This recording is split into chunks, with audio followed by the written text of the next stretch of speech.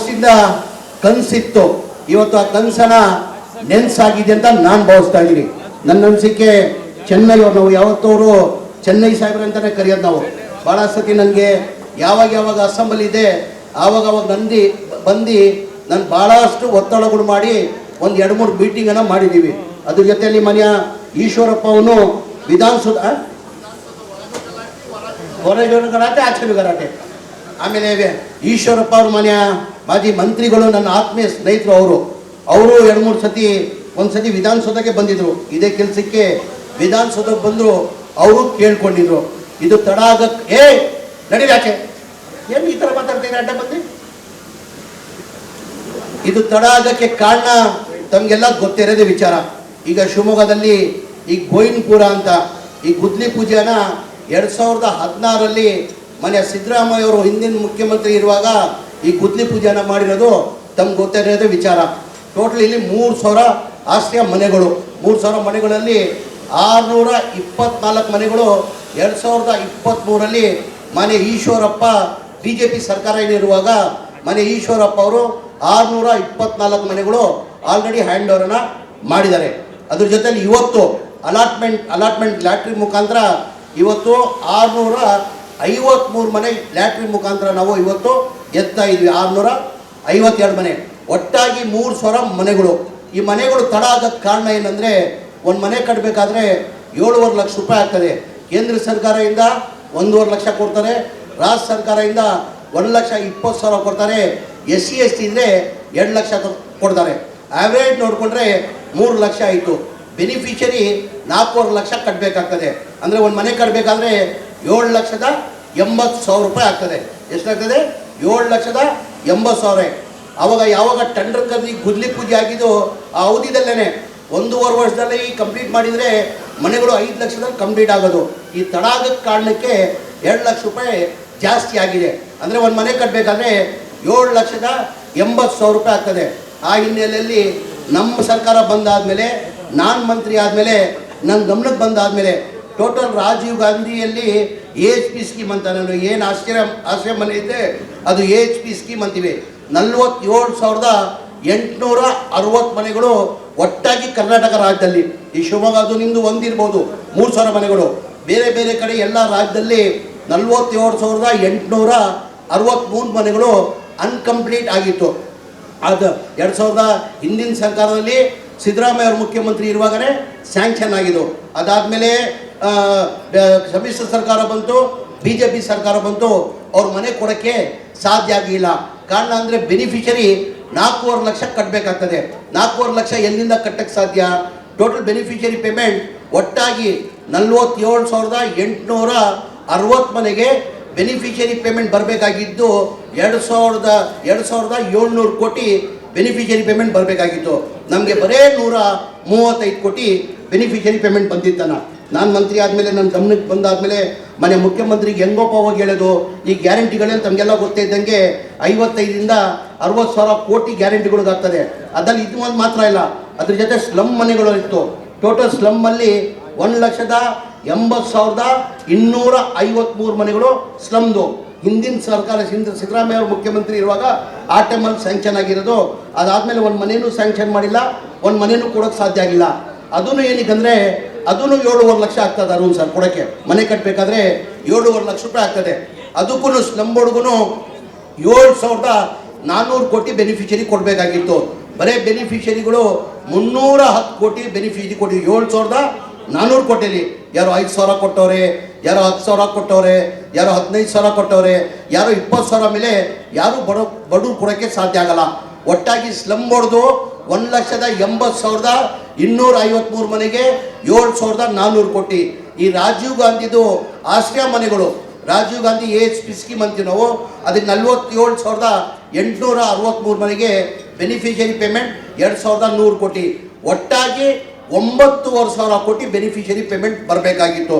ನನ್ನ ಗಮನಕ್ಕೆ ಬಂದಾದಮೇಲೆ ಈ ಬಡವ್ರು ಕಟ್ಟಕ್ಕೆ ಸಾಧ್ಯ ಆಗಲ್ಲ, ಇದು ಯಾವತ್ತಿದ್ರೂ ಈ ಬಡವ್ರು ಕಟ್ಟಾರಂತ ಹೇಳ್ಬಿಟ್ಟು ನಂಬಿಕೆ ಇಟ್ಕೊಂಡಿದ್ರೆ ನಾವು ಮನೆಗಳು ಕೊಡೋಕ್ಕೆ ಸಾಧ್ಯ ಆಗಲ್ಲ ಅಂತ ನಾನು 4-5 ಮೀಟಿಂಗ್ ಮಾಡಿ ಮನೆ ಮುಖ್ಯಮಂತ್ರಿ ಗಮನಕ್ಕೆ ಹೆಂಗಪ್ಪ ತರೋದು, ಇದು 5 ಗ್ಯಾರಂಟಿದಲ್ಲಿ ಕನಿಷ್ಠ 55ರಿಂದ 60,000 ಕೋಟಿ ಆಗ್ತದೆ.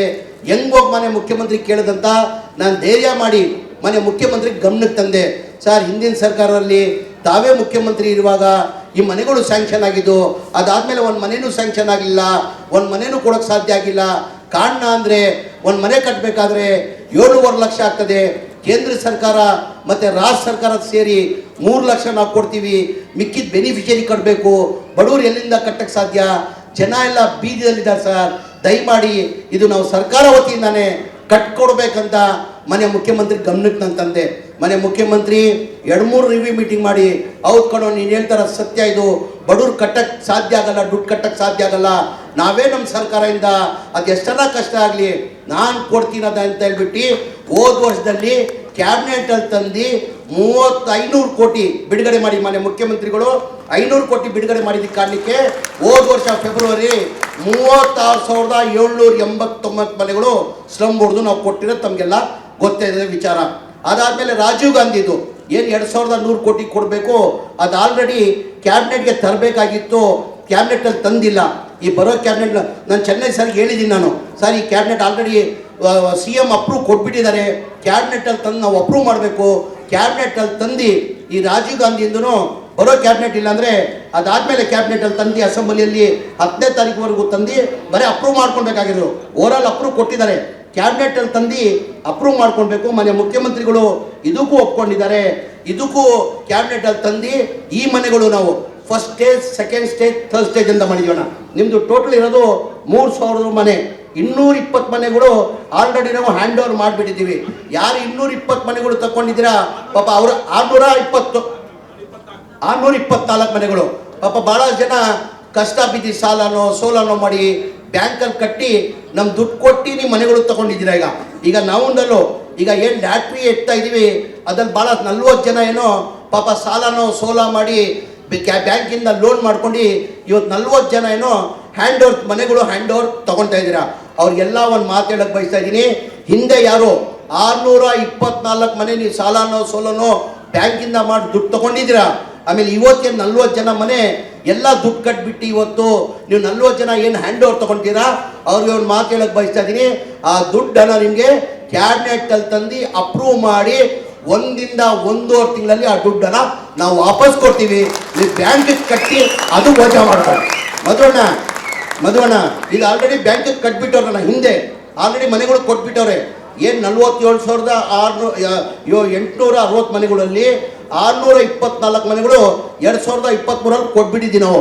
ಅದಲ್ಲೇನು ಮಾಡಿದ್ದಾರೆ ಪಾಪ ಜನ, ಪಾಪ ಸಾಲನೋ ಸೋಲನೋ ಬ್ಯಾಂಕಲ್ಲಿ ತಗೊಂಡು ಏನೋ ಮಾಡಿ ಮನೆಗಳು ಆಲ್ರೆಡಿ ತಗೊಂಡ್ಬಿಟ್ಟಿದ್ದಾರೆ. ಈಗ ಪಾಪ ಅವ್ರಿಗೆ ಅನ್ಯಾಯ ಆಗೋದು ಬೇಡ ತಾನೆ, ಅವ್ರು ಕೊಟ್ಬಿಟ್ಟಿದ್ರೆ ಅವ್ರಿಗೆ ಅನ್ಯಾಯ ಮಾಡೋದು ಬೇಡ. ಅವ್ರಿಗೂ ಸೇರಿ ಯಾರು ಮನೆಗಳು ಬ್ಯಾಂಕಿಂದ ಲೋನ್ ತೊಗೊಂಡು ಕೊಟ್ಟಿದ್ದಾರೆ ಅವ್ರಿಗೂ ಸೇರಿ 1.5 ತಿಂಗಳಲ್ಲಿ ನಾವು ಏನು ಮಾಡಿದ್ದೀವಿ, first stage, second stage, third ಸ್ಟೇಜಲ್ಲಿ ಮಾಡಿದ್ದೀವಿ. ಇದು 224ಗೆ ಫಸ್ಟ್ ಸ್ಟೇಜಲ್ಲಿ ಬರ್ತದೆ. ಸೆಕೆಂಡ್ ಸ್ಟೇಜಲ್ಲಿ 652 ಮನೆ ಸೆಕೆಂಡ್ ಸ್ಟೇಜಲ್ಲಿ ತಟ್ಟಿದ್ದೀವಿ. ಅವ್ರಿಗೆಲ್ಲ ನಾವು ಸರ್ಕಾರ ವತಿಯಿಂದ ಅವ್ರು ಏನು ಬ್ಯಾಂಕಿಂದ ಲೋನ್ ತೊಗೊಂಡಿದ್ದಾರೆ ಅವ್ರಿಗೆ ನಾವು ವಾಪಸ್ ಕೊಡ್ತೀವಿ. ಅವ್ರ ಬ್ಯಾಂಕನ್ನು ಕಟ್ಟಿ ಅವ್ರ ಬ್ಯಾಂಕಿಂದ ವಜಾ ಮಾಡ್ಕೊಳ್ಬೋದು. 1.5 ತಿಂಗಳಲ್ಲಿ ಕೊಡ್ತೀವಿ. ಎಲ್ಲರಿಗೂ 1.5 ತಿಂಗಳಲ್ಲಿ ನಾವು ಕೊಡ್ತೀವಿ. ಹಾಗಾಗಿ ಈ ಮನೆಗಳು ಏನು ಇಡೀ ರಾಜ್ಯದ್ದು ನಾನು ಹೇಳ್ತಾ ಇರೋದು, ಬರೀ ನಾನು ಶಿವಮೊಗ್ಗದ ಮಾತ್ರ ಗೋವಿಂದಪುರದ ಮಾತ್ರ ಹೇಳ್ತಲ್ಲ, ಇಡೀ ರಾಜ್ಯದಲ್ಲಿ ಮಾನ್ಯ ಮುಖ್ಯಮಂತ್ರಿ ನನ್ನ ಸೂಚನೆಯನ್ನು ಕೊಟ್ಟಿದ್ದಾರೆ. ಈ ವರ್ಷ 25 ಕೊನೆಯಲ್ಲಿ ನೀನು ಸ್ಲಮ್ ಬೋರ್ಡ್ದು 1,80,253 ಮನೆಗಳು ಸ್ಲಮ್ ಬೋರ್ಡ್ದು ಮತ್ತು ರಾಜೀವ್ ಗಾಂಧಿ HP ಸ್ಕೀಮ್ದು ಈ ವರ್ಷದಲ್ಲೇ 25 ಕೊನೆಯಲ್ಲಿ 2,30,000 ಮನೆಗಳು ಬಡವ್ರಿಗೆ ನೀನು ಹಂಚ್ಬೇಕಂತ ಮನೆ ಮುಖ್ಯಮಂತ್ರಿಗಳು ಸೂಚನೆ ಕೊಟ್ಟಿದ್ದಾರೆ. ಈಗ ಸ್ಲಮ್ ಬೋರ್ಡ್ದು ಆ್ಯಕ್ಚುಲಿ ಈ ತಿಂಗಳಲ್ಲಿ ಚೆನ್ನೈ ಸರ್, ಮಧುಪಕಂಬ ಸರ್, ಈ ತಿಂಗಳಲ್ಲಿ 41,000 ಹುಬ್ಳಿದಲ್ಲಿ ಕಾರ್ಯಕ್ರಮ ಮಾಡಿಬಿಟ್ಟು 41,000 ಮನೆಗಳು ಕೊಡಬೇಕಾಗಿತ್ತು. ಆ ಮನೆ ಮುಖ್ಯಮಂತ್ರಿಗೆ ಕಾಲಿಗೆ ಏಟ್ ಬಿದ್ದು ಕಾಲಿಗೆ ನೋವು ಇದಾಗಿದ್ದರಿಂದ ಆ ಪ್ರೋಗ್ರಾಮನ್ನು ಮುಂದಿನ ತಿಂಗಳಿಗೆ ಮಾಡಿದ್ದೀವಿ. ಮುಂದಿನ ತಿಂಗಳಲ್ಲಿ 41,000 ಮನೆಗಳು ಬಡವರಿಗೆ ಹ್ಯಾಂಡ್ ಓವರ್ ಮಾಡ್ತಾ ಇದ್ವಿ. ಅದೇ ಥರ ಬರೋ ತಿಂಗಳಲ್ಲೇ ಈ ರಾಜೀವ್ ಗಾಂಧಿ ಆಶ್ರಯ ಮನೆಗಳು ಏನಿದೆ ಇವತ್ತು ರಾಜೀವ್ ಗಾಂಧಿದು, ಅದ್ರದ್ದು ನಾವು 3 ಸ್ಟೇಜಲ್ಲಿ ಮಾಡ್ಕೊಂಡಿದ್ದೀವಣ್ಣ. 47,000 ಮನೆಗಳಲ್ಲಿ 3 ಸ್ಟೇಜ್ ಅಂತ ಮಾಡಿದ್ದೀವಿ. First stage, second stage, third stage ಅಂತ. ಅದನ್ನು 4,800 ಮನೆಗಳು ಬರೋ ತಿಂಗಳಲ್ಲಿ ಕೊಡಬೇಕಂತ ನಾವು ತೀರ್ಮಾನ ಮಾಡಿದ್ದೀವಿ. ಆ ಮನೆಗಳು ಕೊಡ್ತೀವಿ. ತಾವು ಹೇಳ್ದಂಗೆ ಮಧುವಣ್ಣ ಹೇಳ್ತಾ ಇದ್ರು, ಈ ಆಶ್ರಯ ಮನೆಗಳು ಕಟ್ಟಿದ್ದು ತಂದಿದ್ದು ಚಾಲನೆಯನ್ನು ಕೊಟ್ಟಿದ್ದು ಮಾನ್ಯ hero dynamic hour leader Madhu Bangarappa ಸಾಹೇಬರು ಅವರಿಂದ ಬಂಗಾರಪ್ಪ ಸಾಹೇಬರು ನಿಮ್ಮ ಹೆಸರು ಬಂದ್ಬಿಡ್ತದೆ ಮಧ್ಯೆ ಬಂಗಾರಪ್ಪ ಸಾಹೇಬರು ಆ ಟೈಮಲ್ಲಿ ತಾವು ಹೇಳಿದ್ರಿ ಈಗೀಗ ವ್ಯವಸ್ಥೆ ನಾನು ಚೆನ್ನೈ ಸಾಹೇಬ್ರಿಗೆ ಮಾತಾಡ್ತಾ ಇದ್ವಿ ಈಗ ಸ್ವಲ್ಪ ವ್ಯವಸ್ಥೆ ಹಾಳಾಗಿದೆ ಸರಿಪಡಿಸ್ಬೇಕಂತ ನಾವು ಎಮ್ ಎಲ್ ಎ ಕೂತ್ಕೊಂಡು ಅರುಣ್ ಸರ್ ಮಾತಾಡ್ತಾ ಇದ್ವಿ. ಮುಂಚೆ ಆ ಥರ ಇರಲಿಲ್ಲ. 2005-2000ವರೆಗೂ ಆ ವ್ಯವಸ್ಥೆ ಇತ್ತು, ಸಣ್ಣ ಪುಟ್ಟ ಇತ್ತು. ಆ ವ್ಯವಸ್ಥೆ ಕರಪ್ಷನ್ ಹೆಚ್ಚಾಗಿರಲಿಲ್ಲ. ಆ ಟೈಮಲ್ಲಿ ಮಧುವಣ್ಣ ಹೇಳ್ತಾಯಿದ್ರು, ನಮ್ಮ ತಂದೆಯವ್ರು ಬಂದು ಯಾರೋ ಕಾಂಟ್ರಾಕ್ಟರ್ ಬಂದು ಆಫರ್ ಕೊಟ್ಟಂತೆ, ಸರ್ ಇಷ್ಟು ಮನೆಗಳು ಕಟ್ಟಕ್ಕೆ ನೀವು ಇಷ್ಟು ಇದು ಮಾಡಿದ್ದೀರಾ, ನಿಮಗೆ ನಮ್ಮ ಕಡೆಯಿಂದ ಏನಾಗಬೇಡ ನಾನು ಫುಲ್ಫಿಲ್ ಮಾಡೋಕ್ಕೆ ನಾನು ತಯಾರು, ನನ್ನ ಕಮಿಟ್ಮೆಂಟ್ ಅಂತ ಬಂಗಾರಪ್ಪ ಸಾಹೇಬ್ರಿಗೆ ಬರ್ದು ಹೇಳುವಾಗ ಬಂಗಾರ ಸಾಹೇಬ್ರು ಕೂತ್ಕೊಂಡು ಕೇಳ್ರಂತೆ, ಆಯ್ತಪ್ಪ ಎಷ್ಟು ಕೊಡ್ತೀವಿ ಅಂತ. ಸರ್ ಇದು ಮೊದಲೇ ಬಾರಿ ಸ್ಕೀಮ್ ತಂದಿದ್ದೀರಾ ನೀವು ಏನು ಹೇಳ್ತೀರಾ ನಾನು ಮಾಡ್ತೀನಿ ಅಂದಿದ್ದಕ್ಕೆ, ಆಯ್ತಪ್ಪ ನನಗೇನು ಬೇಕಾಗಿಲ್ಲ, ಆ ಮನೆಗಳು ಏನೋ ನಾನು ದುಡ್ಡಿಂದ ಬಡವ್ರದು ನಾನು ಹುಳ ಬಿಟ್ಟು ಸಾಯ್ತೀನಿ, 15% ಮನೆಗಳು ಹೆಚ್ಚು ಮಾಡಿಕೊಡು ಬಡವ್ರಿಗೆ ಹಂಚುವ ಅಂತ ಮನೆ ಬಂಗಾರಪ್ಪ ಸಾಹೇಬರು ಹೇಳಿದ್ರಂತೆ. ಆ ಥರ ಆ ಹಿನ್ನೆಲೆಯಲ್ಲಿ ಬಡವರಿಗೆ ನಮ್ಮ ಮನೆಗಳು ಕೊಡೋದು ಕರ್ತವ್ಯ. ಅದು ಒಂದೇ ಇಲ್ಲ, ಇದು ತಮಗೆಲ್ಲ ಗೊತ್ತೈತಂಗೆ ಇದು 5 ಗ್ಯಾರಂಟಿಗಳ ಜೊತೆ ನಾನು ಮಂತ್ರಿ ಆದಮೇಲೆ ಇನ್ನೊಂದು ಬ್ಯಾಂಗ್ಳೂರಲ್ಲಿ ಏನು ಮಾಡಿದ್ರು 2016 ಸರ್, ಒಂದು ಬೆಂಗಳೂರು ಸಿಟಿ ತಮಗೆಲ್ಲ ಗೊತ್ತಿರ್ಬೋದು, ಅಲ್ಲೆಲ್ಲ ಆಟೋ ಚಾಲಕರು, ಕೂಲಿ ಮಾಡೋರು, ಸಣ್ಣ ಪುಟ್ಟ ವ್ಯಾಪಾರ ಮಾಡೋರು ತಮಗೆಲ್ಲ ನೋಡಿರ್ಬೋದು. ಬೆಂಗಳೂರು ಸಿಟಿ ಹೆಚ್ಚಾಗಿ ಅವರೇ ಇರೋದು. ಅವ್ರಿಗೂ ಮನೆ ಆಗಬೇಕಂತ ಮನೆ 2016ರಲ್ಲಿ ಮನೆ ಸಿದ್ದರಾಮಯ್ಯ ಅವರು ಮುಖ್ಯಮಂತ್ರಿ ಇರುವಾಗ 1023 ಎಕರೆ ಜಾಗ 1023 ಎಕರೆ ಜಾಗ ನಮ್ಮ ರಾಜೀವ್ ಗಾಂಧಿಗೆ ಅಲಾಟ್ ಮಾಡಿ ಟ್ರಾನ್ಸ್ಫರ್ ಮಾಡಿಬಿಟ್ಟಿದ್ದಾರೆ. ಆಲ್ರೆಡಿ ಸರ್ಕಾರದಿಂದ ನಮ್ಮ ಇಲಾಖೆಗೆ ಟ್ರಾನ್ಸ್ಫರ್ ಮಾಡಿಬಿಟ್ಟಿದ್ದಾರೆ. ಅವ್ರಿಗೆಲ್ಲ ಮನೆ ಕೊಡಬೇಕಂತ ಹೇಳ್ಬಿಟ್ಟು ನಿಗದಿ ಮಾಡಿ ಬೆಂಗಳೂರು ಸರೌಂಡಿಂಗಲ್ಲಿ ಬರೀ 6 ಲಕ್ಷ ರೂಪಾಯಿಗೆ ಒಂದು ಮನೆ ಕೊಡಬೇಕಂತ. ಅವ್ರಿಗೂ ಬಡವ್ರಿಗೆ ಒಂದು ಮನೆ ಆಗಿ ತಮಗೆಲ್ಲ ಗೊತ್ತೈತಂಗೆ ಬೆಂಗಳೂರಲ್ಲಿ ಒಂದು ಮಾಮೂಲಿ ಬಾಡಿಗೆ ನೀವು ಸ್ಲಮ್ಮಲ್ಲೂ ಮನೆ ತೊಗೊಳ್ಬೇಕಾದ್ರೆ ಕನಿಷ್ಠ 5,000ರಿಂದ 6,000 ರೆಂಟಿಂದ ಕಡಿಮೆ ಯಾವುದೂ ಸಿಕ್ಕಲ್ಲಣ್ಣ. ಅದಕ್ಕೆ ಅಡ್ವಾನ್ಸ್ ಕನಿಷ್ಠ 1.5ರಿಂದ 2 ಲಕ್ಷ ರೂಪಾಯಿ ಅಡ್ವಾನ್ಸ್ ಕೊಡಬೇಕಾಗುತ್ತೆ. ಬೆಂಗಳೂರು ಸಿಟಿ ನಾನು ಹೇಳ್ತಾ ಇರೋದು. ಅಂಥವ್ರಿಗೆ ಮನೆ ಕಟ್ಕೊಡ್ಬೇಕಂತ ಹೇಳ್ಬಿಟ್ಟು ಮನೆ ಸಿದ್ದರಾಮಯ್ಯ ಅವರು ಒಂದು ಸ್ಕೀಮ್ ತಂದು 1 lakh ಹೌಸಿಂಗ್ ಸ್ಕೀಮ್ ಅಂತ ಒಂದು ಸ್ಕೀಮ್ ತಂದರು. ಆ ಟೈಮಲ್ಲಿ 6 ಲಕ್ಷ ರೇಟ್ನೇನೋ ನಿಗದಿ ಮಾಡಿದರು. ಕೇಂದ್ರ ಸರ್ಕಾರದಿಂದ 1 ಲಕ್ಷ, ರಾಜ್ಯ ಸರ್ಕಾರದಿಂದ 1,20,000 ಜನರಲ್ಗೆ, SC ST ಇದ್ದರೆ 2 ಲಕ್ಷ ರೂಪಾಯಿ. ಬರೀ ಅವ್ರು 2 ಲಕ್ಷ ಕೊಟ್ಟರೆ ಅವ್ರು ಒಂದು ಮನೆ ಸಿಗ್ತಾ ಇತ್ತು. ಆಮೇಲೆ 2017ರಲ್ಲಿ ನಾವು ಬುದ್ಧಿ ಪೂಜೆ ಮಾಡಿಬಿಟ್ಟು ಎಲ್ಲ ಮಾಡಿದರು. ಅದಾದಮೇಲೆ 2018ರಲ್ಲಿ ಸಮ್ಮಿಶ್ರ ಸರ್ಕಾರ ಬಂತು, 2019ರಲ್ಲಿ BJP ಸರ್ಕಾರ ಬಂತು. ಅದೇನಿತ್ತು ಕೋವಿಡ್ ಬಂದಿದ್ದ ತಡಕ್ಕೆ ಡಿಲೇ ಆಯಿತು. ಡಿಲೇ ಆಗಿದ್ದ ಕಾರಣಕ್ಕೆ 2021ರಲ್ಲಿ ಮನೆ ಬಸವರಾಜ ಬೊಮ್ಮಾಯಿ ಮುಖ್ಯಮಂತ್ರಿ ಆಗಿದ್ರಣ್ಣ. ಆ ಟೈಮಲ್ಲಿ ತಿರ್ಗಾ ರಿವ್ಯೂ ಮಾಡಿ ಇವ್ರು ಚೆನ್ನೈ ಸರ್ ಹೇಳ್ದಂಗೆ ಎಷ್ಟೆಷ್ಟು ದಿನ ಜಾಸ್ತಿ ಆಗ್ತಾ ಇರ್ತದೆ ಹಂಗೆಲ್ಲ ರೇಟ್ಗಳು ಜಾಸ್ತಿ ಆಗ್ತದೆ. ಸಿಮೆಂಟ್ ರೇಟ್ ಇರಲಿ, ಕಂಬಿ ರೇಟ್ ಇರಲಿ, ಎಲ್ಲ ಪೆಟ್ರೋಲ್ ರೇಟ್ ಇರಲಿ ಜಾಸ್ತಿ ಆಗ್ತದೆ. ಆಟೋಮೆಟಿಕ್ ಆ ಮನೆ ಕಟ್ಟೋದು ಕಾಸ್ಟೂ ಜಾಸ್ತಿ ಆಗ್ತದೆ. ಆ ಟೈಮಲ್ಲಿ ಅವ್ರು ರಿವ್ಯೂ ಮೀಟಿಂಗ್ ಮಾಡಿ ಏನು 6 ಲಕ್ಷ ಇದ್ದಿದ್ದು ಅವರು 10,60,000 ಮಾಡಿ 60,000 GST ಮಾಡಿ 11,20,000 ಮಾಡಿದ್ರು. ಅವಾಗ ಬಡವರು ಎಷ್ಟು ಕಟ್ಟಬೇಕಾಗ್ತದೆ? 3 ಲಕ್ಷ ಹೋದರೆ 7 ಲಕ್ಷ ಚಿಲ್ಲರೆ ಕಟ್ಟಬೇಕಾಗ್ತದೆ. ಮನೆ ಸಿದ್ದರಾಮಯ್ಯ ಅವರು ಮುಖ್ಯಮಂತ್ರಿ ಆದಮೇಲೆ ಈ ನಮ್ಮ ಸರ್ಕಾರ ಬಂದಾದಮೇಲೆ ತಿರ್ಗಾ ನಾನು ಹೇಳಿಲ್ಲ, ಬೆಂಗಳೂರು ಸಿಟಿ MLAಗಳು ಭಾಳ ಜನ ಹೋಗಿ ಸಿದ್ದರಾಮಯ್ಯ ಮನೆ ಮುಖ್ಯಮಂತ್ರಿ ಕೇಳ್ಕೊಂಡ್ರಂತೆ, ಸರ್ ತಾವಿರುವಾಗನೇ ಜಾಸ್ತಿ ಬೆಂಗಳೂರು ಸಿಟಿಯಲ್ಲಿ ತಮಗೆಲ್ಲ ಗೊತ್ತಿದ್ದಂಗೆ BJP ಅವರೇ ಮೇಲೆ ಜಾಸ್ತಿ ಇರೋದು. ನಾವು ಕಾಂಗ್ರೆಸ್ ಅವರು 28ರಲ್ಲಿ 9 ಇದ್ದರೆ ಮಿಕ್ಕಿದ್ದೆಲ್ಲ BJP ಇರೋದು. 19 ಜನನೋ 18 ಜನ BJP ಅವರಿದ್ದಾರೆ. ಭಾಳ ಜನ BJP MLAಗಳು ಕೇಳ್ಕೊಂಡ್ರಂತೆ, ಸರ್ ಹಿಂದಿನ ಸರ್ಕಾರದಲ್ಲಿ ತಾವೇ ಬಡವ್ರಿಗೆ ಅಂತ ಹೇಳ್ಬಿಟ್ಟು 1 lakh ಹೌಸಿಂಗ್ ಸ್ಕೀಮ್ ತಂದಿದ್ರು. ಅವು ಬಡವ್ರು ಬರೀ 2 ಲಕ್ಷ ಕಟ್ಟಬೇಕಾಗಿತ್ತು, ಈಗ 6-7 ಲಕ್ಷ ಕಟ್ಟಬೇಕಾಗ್ತದೆ, ಭಾಳ ಕಷ್ಟ ತೊಂದರೆ ಆಗ್ತದೆ, ಒಂದು ಏನಾರ ಮಾಡಿ ಕಡಿಮೆ ಮಾಡಿ ಅಂದಿದ್ದಕ್ಕೆ ನಾನು ಹೇಳಿಲ್ಲ, ಮನೆ ಮುಖ್ಯಮಂತ್ರಿನೇ ಬಡವ್ರ ಬಗ್ಗೆ ಕಾಲೇಜ್ ಇದ್ದಿದ್ದ ಕಾರಣಕ್ಕೆ ಅವರೇ ಮೀಟಿಂಗ್ ಕರೆದ್ಬಿಟ್ಟು 1 ಲಕ್ಷ ರೂಪಾಯಿ ನಾನು ಕೊಡ್ತೀನಿ, ಬಡವ್ರಿಗೆ ಜಾಸ್ತಿ ಇದು ಮಾಡ್ಕೊಡೋದು ಬೇಡ, ನಾನು 1 ಲಕ್ಷ ಸರ್ಕಾರ ವತಿ ಕೊಡ್ತೀನಿ, ಇಷ್ಟು ಗ್ಯಾರಂಟಿದಲ್ಲೂ ನಾನು 1 ಲಕ್ಷ ಕೊಡ್ತೀನಿ ಅಂತ ಹೇಳ್ಬಿಟ್ಟು ಬ್ಯಾಂಕಲ್ಲಿ ಸೂಚನೆ ಕೊಟ್ಟು, ಬ್ಯಾಂಕಲ್ಲಿ ಏನಾಗ್ತದೆ ಬಡವ್ರಿಗೆ ದುಡ್ಡು ಕೊಡಬೇಕಾದ್ರೆ ಸಿಬಿಲ್ ಇಲ್ಲ ಅಂದರೆ ಯಾರು ನ್ಯಾಷನಲೈಸ್ ಬ್ಯಾಂಕ್ ಯಾರು ಮುಂದೆ ಬರ್ತಾ ಇಲ್ಲ. ಏನಕ್ಕೆ ಅವ್ರು ಸಿಬಿಲ್ ಸಿಗ್ತಾ ಇಲ್ಲ. ಅವ್ರು ಯಾವುದೋ ಒಂದು ವೆಹಿಕಲ್ ತೊಗೊಂಡಿರ್ತಾರೆ, ಮತ್ತೊಂದು ತೊಗೊಂಡಿರ್ತಾರೆ, ಅವ್ರು ಡಿಫಾಲ್ಟರ್ ಆಗಿರ್ತಾರೆ. ಆ ಕಾರಣಕ್ಕೆ ಅವ್ರು ನ್ಯಾಷನಲೈಸ್ ಬ್ಯಾಂಕಲ್ಲಿ ಸಿಗ್ತಾ ಇಲ್ಲ. ಬೇರೆ ಬ್ಯಾಂಕ್ ಹೋಗ್ಬೇಕಾದ್ರೆ ರೇಟ್ ಆಫ್ ಇಂಟ್ರೆಸ್ಟ್ ಏನಾಗಿದೆ 11ರಿಂದ 12% ರೇಟ್ ಆಫ್ ಇಂಟ್ರೆಸ್ಟ್ ತೊಗೊಳ್ತಾರೆ. ಆ ಹಿನ್ನೆಲೆಯಲ್ಲಿ ಮನೆ ಮುಖ್ಯಮಂತ್ರಿಗಳು ಈಗ ನಾಳಿದ ಕ್ಯಾಬಿನೆಟಲ್ಲಿ ಗುರುವಾರ ಕ್ಯಾಬಿನೆಟಲ್ಲಿ ಬರ್ತಾ ಇದೆ, 4% ಅವ್ರು ಕಟ್ಟಬೇಕು, ಮಿಕ್ಕಿದ್ದು ಇಂಟ್ರೆಸ್ಟ್ ಸರ್ಕಾರ ಕಟ್ಟದಂತ ಹೇಳ್ಬಿಟ್ಟು ಮನೆ ಮುಖ್ಯಮಂತ್ರಿ ಅದು ಒಂದು ತೀರ್ಮಾನ ತಗೊಂಡಿದ್ದಾರೆ. ಅದು ನಾವೇ ಲೋನ್ ಮಾಡಿ ಈಗ ಬರೀ ಅವ್ರು 2 ಲಕ್ಷ ಕಟ್ಟಬೇಕು, 2 ಲಕ್ಷ ಕಟ್ಟಬೇಕು. ನಾವು ಲೋನ್ ಮಾಡಿ 5 ಲಕ್ಷ ನಾವು ಲೋನ್ ಮಾಡಿದ್ರೆ ಒಂದು 5 ವರ್ಷಕ್ಕೆ ಅವ್ರು 4,200 4,300 ರೂಪಾಯಿ ಬರ್ತಾರೆ ಇನ್ಸ್ಟಾಲ್ಮೆಂಟ್. ಈಗ ಹೆಂಗೋ ಬಾಡಿಗೆ ಕಟ್ತಾ ಇದ್ದಾರೆ ಅವರು, ಅವ್ರಿಗೆ ಒಂದು ಸ್ವಂತ ಮನೆ ಆಗ್ತದೆ. ನಾನು ಹೇಳೋದೇನಪ್ಪ ಅಂದರೆ ಎಲ್ಲರೂ ದಯಮಾಡಿ ನಾನು ಪಕ್ಷ ನೋಡಲ್ಲ ಸರ್, ನಾನು ಯಾವತ್ತೂ ದಯಮಾಡಿ ಪಕ್ಷ ನಾನು ಮಾಡ್ತಾ ಇರೋದು ಕಾರ್ಯಕ್ರಮ ಅಂತ ನಮ್ಮ ಮುಖ್ಯಮಂತ್ರಿಗಳು ನಾವು ಮೆಚ್ಕೊಳ್ಳೇಬೇಕಾಗ್ತದೆ. ಯಾರೇ ಇರಲಿ, ಈಗ ಯಡಿಯೂರಪ್ಪ ಒಳ್ಳೆ ಕೆಲಸ ಮಾಡಿದ್ರೆ ನಾವು ಮೆಚ್ಕೊಳ್ಳೇಬೇಕಾಗ್ತದೆ, ಬಸವರಾಜ ಬೊಮ್ಮಾಯಿಯವರು ಒಳ್ಳೆ ಕೆಲಸ ಮಾಡಿದರೆ ನಾವು ಮೆಚ್ಕೊಳ್ಳೇಬೇಕಾಗ್ತದೆ. ಈಗ ನಾನು ಮಂತ್ರಿಯಾಗಿ ನಮ್ಮ ಮುಖ್ಯಮಂತ್ರಿಗಳು ಮಾಡ್ತಾರೆ ಕೆಲಸಗಳು ನಾವು ಕಣ್ಣಾರೆ ನೋಡಿದ್ದೀವಿ, ನಮಗೆಲ್ಲ ತಿಳಿಸೋದು ನಾವು ಮಾಡಲೇಬೇಕಾಗ್ತದೆ, ನಾವು ಮೆಚ್ಕೊಡ್ಲೇಬೇಕಾಗ್ತದೆ. ಏನಕ್ಕಂದರೆ ಅವರು ಬಡವ್ರ ಬಗ್ಗೆ ಈಗ ಮಾಡ್ಬೋದಾಗಿದ್ದಿಲ್ಲ, ಈಗ ಬೇಜಾರು ಮಾಡ್ಕೊಂಡು ಬೇಡ ಸರ್. ಈಗ ಯಡಿಯೂರಪ್ಪನೂ 2 ವರ್ಷ ಮುಖ್ಯಮಂತ್ರಿ ಆಗಿದ್ರು, ಬಸವರಾಜ ಬೊಮ್ಮಾಯಿಯವರು 2 ವರ್ಷ ಮುಖ್ಯಮಂತ್ರಿ ಆಗಿದ್ರು. ಬಡವ್ರ ಬಗ್ಗೆ ಕಾಳಜಿ ಇದ್ದಿದ್ರೆ ಅವರೇ ಒಪ್ಕೊಳ್ಬೇಕಾಗಿತ್ತಾನೆ. ಸ್ಲಮ್ ಬೋರ್ಡ್ ದುಡ್ಡು ನಾವೇ ಕೊಡ್ತೀವಿ. ಈಗ ಯಡಿಯೂರಪ್ಪ ಏನು ಸಿದ್ದರಾಮಯ್ಯರೇನು ಒಪ್ಕೊಂಡು ಈಗ ದುಡ್ಡು ಕೊಡ್ತಾ ಇದ್ದಾರೆ, ಆ ಥರ ಅವರು ಒಪ್ಕೊಂಡು ಕೊಡಬೇಕಾಗಿತ್ತು. ಬಡವ್ರ ಬಗ್ಗೆ ಕಾಳಜಿ ಸಿದ್ದರಾಮಯ್ಯಗೆ ಇದೆ ಅಂತ ಹೇಳಿ ಇಷ್ಟು ಗ್ಯಾರಂಟಿನಲ್ಲೂ ಸಿದ್ದರಾಮಯ್ಯಗೆ ಇದೆ ಅಂತ ಹೇಳಕ್ಕೆ ನಾವು ಬಯಸ್ತಾ ಇದ್ದೀವಿ. ನಾವೆಲ್ಲ ಇರೋದು, ನಾನು ಯಾವತ್ತೂ ಹೇಳ್ತೀನಿ, ನಾನು ಪಕ್ಷ ಭೇದ ಯಾವತ್ತೂ ಮಾಡಲ್ಲ, ಆಮೇಲೆ ಜಾತಿ ಭೇದನೂ ಮಾಡಲ್ಲ ಸರ್. ಎಲ್ಲರೂ ಒಂದೇ ಅವರು ಸರ್. ನಾನು ಹೇಳ್ತೀನಿ, ನಾನು ಮುಸ್ಲಿಂ ಆಗಿರ್ಬೋದು, ಅದಕ್ಕಿಂತ ಮುಂಚೆ ನಾನೊಬ್ಬ ಹಿಂದೂಸ್ತಾನಿ ಕನ್ನಡಿಗ, ಆಮೇಲೆ ನಾನು ಮುಸ್ಲಿಂ. ಆಮೇಲೆ ಎಲ್ಲ ರಾಜಕಾರಣಿಗಳಿಗೆ ಒಂದು ಸಲಹೆ ಕೊಡ್ತೀನಿ ನಾನು ಎಲ್ಲ ರಾಜಕಾರಣಿಗಳಿಗೆ ಒಂದು ಯಾವ ವೇದಿಕೆ ಮೇಲೆ ಅವರು ಒಂದು ಹೇಳೋದು, ದಯಮಾಡಿ ನೀವು ರಾಜಕೀಯಕ್ಕೆ ಬಂದಾದ್ಮೇಲೆ ದಯಮಾಡಿ ಜಾತಿ ಮಾಡಬೇಡಿ. ನೀವು ಜಾತಿ ಮಾಡಂಗಿದ್ರೆ ಮನೇಲಿ ಇಟ್ಕೊಂಡು ಜಾತಿ ಮಾಡಿ, ರಾಜಕೀಯಕ್ಕೆ ಬಂದು ಜಾತಿ ಮಾಡಬೇಡಿ. ಕಾರಣ ಏನಕ್ಕಂದರೆ ನಾವು ರಾಜಕಾರಣಿಗಳಿಗೆ ಲಕ್ಷಾಂತರ ಜನ ಎಲ್ಲ ಸಮಾಜದ ವರ್ಗವರು ನಮ್ಮನ್ನ ನಂಬಿರ್ತಾರೆ. ನಾವು ಜಾತಿ ಮಾಡೋಕೆ ಹೋದರೆ ದೇವ್ರು ನಮ್ಮ ಕ್ಷಮಿಸ್ತಾನ. ನಾವೇನೋ ರಾಜಕಾರಣಿಗಳು ಜಾತಿ ಮಾಡಿದ್ರೆ ನಮ್ಮ ಮಕ್ಕಳು ಒಳ್ಳೆ ಆಗಲ್ಲ ಅಷ್ಟು ಹೇಳ್ತಾ ನಾವು ಯಾವತ್ತಿದ್ರು ಚೆನ್ನೈ ಸರ್. ಇವತ್ತು ನಾವು ಹೇಳಿದ್ದೀರಾ, ನಾವು ವಿದ್ಯುತ್ ಕೊಡೋಕ್ಕೆ 12 ಲಕ್ಷ ರೂಪಾಯಿ ಏನೋ ಆಗ್ತದೆ, ಕರೆಂಟ್ ಕೊಡೋಕ್ಕೆ 12 ಕೋಟಿ ಆಗ್ತದೆ. ನಾವು ಇದು ಬೆನಿಫಿಷರಿ ಜೊತೆ ಇನ್ಫ್ರಾದ್ ನಾವು ತೊಗೊಂಡಿದ್ದೀವಿ ಆಲ್ರೆಡಿ ಮುನ್ಸಿಪಾಲ್ಟಿಯಿಂದನೂ ಇದು ರೋಡ್ ಎಲ್ಲ ರಸ್ತೆ ಎಲ್ಲ ಮುನ್ಸಿಪಾಲ್ಟಿಯಿಂದಲೇ ಪಾಪ ಕಮಿಷನರ್ ಮೇಡಮೇ ಮಾಡಿರೋದು. ಇದು ಪರ್ಮನೆಂಟ್ ಕರೆಂಟ್ ಕೊಡೋಕ್ಕೆ ಏನು 12 ಕೋಟಿ ತಾವು ಕೇಳಿದ್ದೀರಾ, ಅದು 12 ಕೋಟಿ ಪೂರ 3,000 ಮನೆಗೆ ಆಲ್ರೆಡಿ ನಾವು ಇನ್ಕ್ಲೂಡ್ ಮಾಡಿದ್ದೀವಿ. ಇದು ಈ ಮನೆಗಳಿಗೆ 600 ಮತ್ತು 624 ಮನೆ, 652 ಮನೆಗೆ 1.5 ತಿಂಗಳಲ್ಲಿ ಆ ಕರೆಂಟ್ ಎಷ್ಟನ್ನ ದುಡ್ಡಾಗಿ ಆ ಕಟ್ಟಕ್ಕೆ ವ್ಯವಸ್ಥೆ ನಾನು ಮಾಡ್ತೀನಿ. ಅದು ನಮ್ಮ ಜವಾಬ್ದಾರಿ ಅಂತ ಹೇಳಕ್ಕೆ ಬಯಸ್ತೇನೆ. ಅದ್ರ ಜೊತೆಲಿ ತಾವು ಹೇಳ್ರಿ ಸ್ಲಮ್ಗಳು ಮನೆಗಳು ಒಂದು ಹೇಳ್ರಿ, ತಾವು ಯಾವಾಗ ಬರ್ತೀನಿ ನಾನು ನೋಡಿದ್ದೀನಿ. ನಾನೇನೋ ಮುಂಚೆ ನನ್ನೇನು ಪರಿಚಯ ಇರಲಿಲ್ಲ, ಕೇಳಿ ಚೆನ್ನೈ ಸರ್. ಯಾವಾಗ ನಾವು ಒಂದು ಸತಿ ಆದರೂ ಒಂದು ಅಸೆಂಬ್ಲಿಯಲ್ಲಿ ನಾನು ನೆಮ್ಮದಿ ಆಗಿಬಿಟ್ಟಿದ್ದೀರಾ? ಯಾವುದಾರ ಹೇಳಿ ಸರ್, ಬರೇ ಫೈಲ್ ಹಿಡ್ಕೊಂಡು ಬರೋದು, ಈ ಕೆಲಸ ಆ ಕೆಲಸ ಈ ಕೆಲಸ.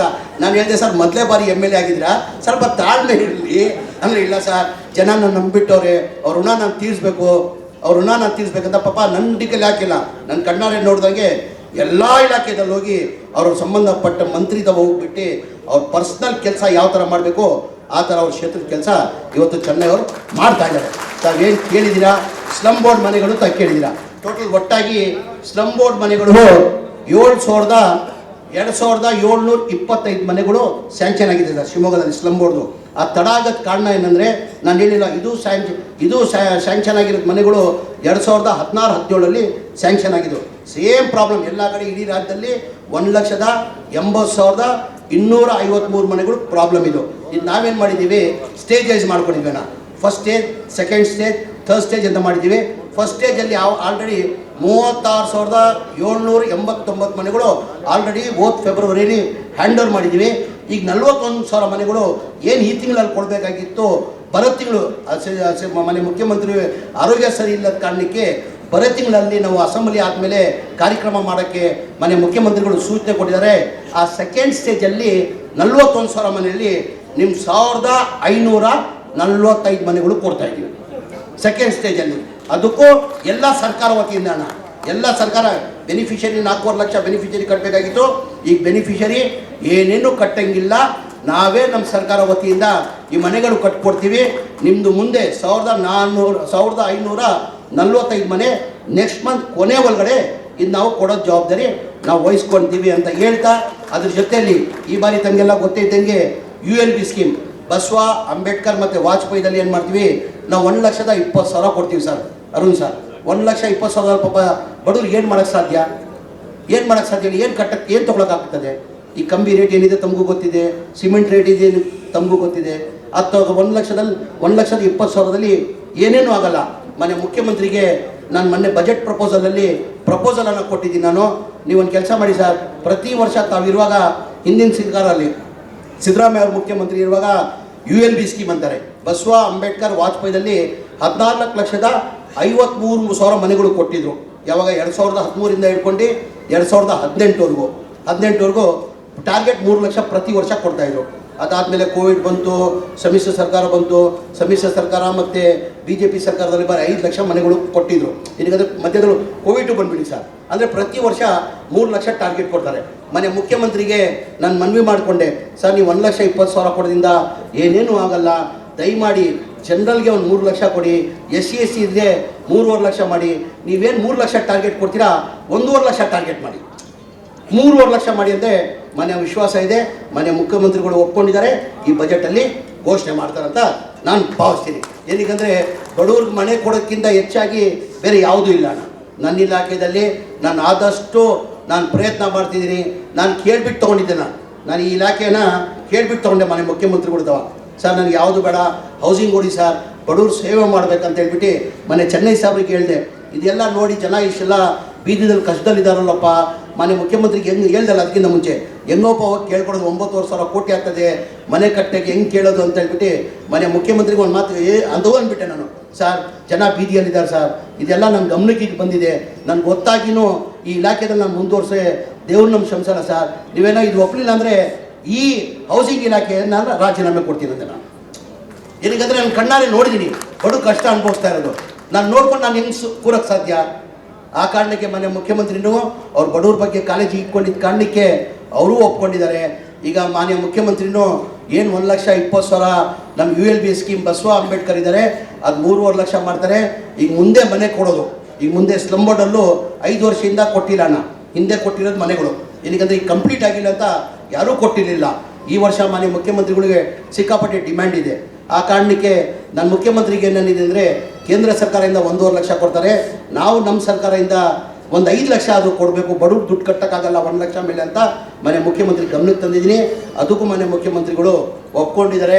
ಆದಷ್ಟು ಚಲೆ ಸರ್, ನಾವೆಲ್ಲ ಸೇರಿ ರಾಜಕೀಯ ಮಾಡುವ ಚುನಾವಣೆ ಟೈಮಲ್ಲಿ, ಈ ಟೈಮಲ್ಲಿ ನಾವೆಲ್ಲ ಒಟ್ಟಾಗಿ ಸೇರಿ ನಾವೆಲ್ಲ ನಮ್ಮ ಅಭಿವೃದ್ಧಿ ಕೆಲಸ ಕಡೆ ಗಮನ ಕೊಡಬೇಕಂತ ನಿಮ್ಮಲ್ಲೂ ಮನವಿ ಮಾಡ್ತಾರೆ. ಮಧು ಬಂಗಾರಪ್ಪ ಅವ್ರ ಬಗ್ಗೆ ಹೆಚ್ಚಾಗಿ ಹೇಳಲ್ಲ, ನಾನು ಭಾಳ ಹತ್ತಿರದಿಂದ ನಾನು ನೋಡಿದ್ದೀನಿ. ಮಧು ಬಂಗಾರಪ್ಪ ಅವ್ರಿಗೂ ಅವ್ರ ಪಕ್ಷ ಭೇದ ಇಲ್ಲ ನಮಗೆಲ್ಲ. ನಾವೇನು ನಮ್ಮ ಜಿಲ್ಲೆಯಲ್ಲಿ ಒಳ್ಳೆ ಕೆಲಸ ಆಗಬೇಕು, ಒಳ್ಳೆ ಅಭಿವೃದ್ಧಿ ಕೆಲಸ ಆಗಬೇಕಂತ ನಾವು ಇನ್ನೇ ಯೋಚನೆ ಮಾಡ್ಕೊಂಡು ಇಟ್ಕೊಂಡಿರೋರು ನಾವು. ತಾವು ಅದೇನೇ ರಾಜಕೀಯ ಮಾಡೋಣ. ನಾವು ಚುನಾವಣೆ ಬರ್ತದೆ 25 28 ಚುನಾವಣೆ ಬರ್ತದೆ, ಆ ಟೈಮಲ್ಲಿ ಬೇಕಾದ್ರೆ ರಾಜಕೀಯ ಮಾಡೋಣ. ಈ ಮಧ್ಯದಲ್ಲಿ ನಾವೆಲ್ಲ ಒಟ್ಟಾಗಿ ನಮ್ಮ ಜಿಲ್ಲೆ ಅಭಿವೃದ್ಧಿ ಆಗಬೇಕು. ಆ ಜಿಲ್ಲೆ ಅಭಿವೃದ್ಧಿ ಕೆಲಸ ನೀವು ಒಟ್ಟಾಗಿ ಸೇರಿ ಮಾಡಬೇಕಂತ ಹೇಳಿ ನನ್ನ ಇಲಾಖೆಯಲ್ಲಿ ಏನಿದೆ ಚೆನ್ನಿ ಸರ್, ನೀವು ಹೇಳಿ ನಾನು ಮಾಡೋಕ್ಕೆ ಸಿದ್ಧ. ನನಗೂ ಪಕ್ಷ ಭೇದ ಇಲ್ಲ, ಜನಗಳಿಗೆ ಬಡವರಿಗೆ ಒಳ್ಳೇದಾಗಬೇಕು, ಆ ಹಿಂದೆ ನಮಗಿರೋದಂತ ಹೇಳ್ತಾ ನನಗೆಲ್ಲ ನಿಮಗೆ ಇನ್ನೊಂದು ಬಾರಿ ನಿಮಗೆ ಕ್ಷಮೆಯನ್ನು ಕೊಡ್ತೀನಿ. ನಾನು 2 ಬಾರಿ ನಾನು ಪ್ರೋಗ್ರಾಮನ್ನು ಕ್ಯಾನ್ಸಲ್ ಮಾಡಿದೆ. ಪ್ರೋಗ್ರಾಮ್ 2 ಬಾರಿ ಕ್ಯಾನ್ಸಲ್ ಮಾಡೋಕ್ಕೂ ಕಾರಣ ಇದೆಯಣ್ಣ. ನಾನು ಕೇಳಿ ನಾನೇನು ಮಾಡಿದೆ, ನಮ್ಮ ಇಲಾಖೆಯಿಂದ ಚೆಕ್ ಮಾಡ್ಕೊಂಡೆ. ಏನಕ್ಕೆ ನಾನು ಬಂದಾದಮೇಲೆ ಸುಮ್ಮನೆ ಇನ್ನೂ ಅನ್ಕಂಪ್ಲೀಟ್ ಇದ್ದರೆ ಆ ಸರಿ ಹೋಗಲ್ಲ ಅಂತ ಹೇಳ್ಬಿಟ್ಟು ನಮ್ಮ ಇಲಾಖೆಯಿಂದ ನಮ್ಮ ಮೇಡಮ್ಗೆ ಸುಶೀಲಮ್ಮನಿಗೆ ನಾನು ಸೂಚನೆ ಕೊಟ್ಟೆ. ಅಟ್ಲೀಸ್ಟ್ ನಾವು ಹೋಗುವಾಗ, ಜಿಲ್ಲಾ ಉಸ್ತುವಾರಿ ಮಂತ್ರಿ ಹೋಗುವಾಗ, MLA ಇರುವಾಗ ಅಟ್ಲೀಸ್ಟ್ ರಸ್ತೆಗಳು ಆಗಬೇಕು, ಆ ಮುನ್ಸಿಪಾಲ್ಟಿಯಿಂದ ಮೊದಲೇ ರಸ್ತೆಗಳು ಮಾಡಿ ಅದಾದಮೇಲೆ ನಾವು ಹೋಗುವ ಅಂದೆ. ಆ ರಸ್ತೆಗಳು ಆಗೋದಕ್ಕೆ ನಾವು ಕಾಯ್ತಾ ಇದ್ದೆ. ಈಗ ರಸ್ತೆ ಆಗಿದೆ, ನಾವು ಬಂದಿದ್ದೀವಿ. ನೀವು ಹೇಳ್ದಂಗೆ ನಾವು ನೀವೆಲ್ಲ ಕೆಲಸ ಮಾಡಿಕೊಡ್ತೀವಿ.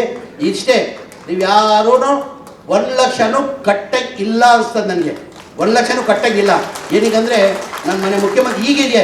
ಇನ್ನು ಮುಂದೆ ಮನೆಗಳಿಗೆಲ್ಲ 1 ಲಕ್ಷ ಕಟ್ಟಬೇಕು ಮಧೋಣ. ಇನ್ನು ಮುಂದೆ 1 ಲಕ್ಷ ಕಟ್ಟಲೇಬೇಕಾಗ್ತದೆ.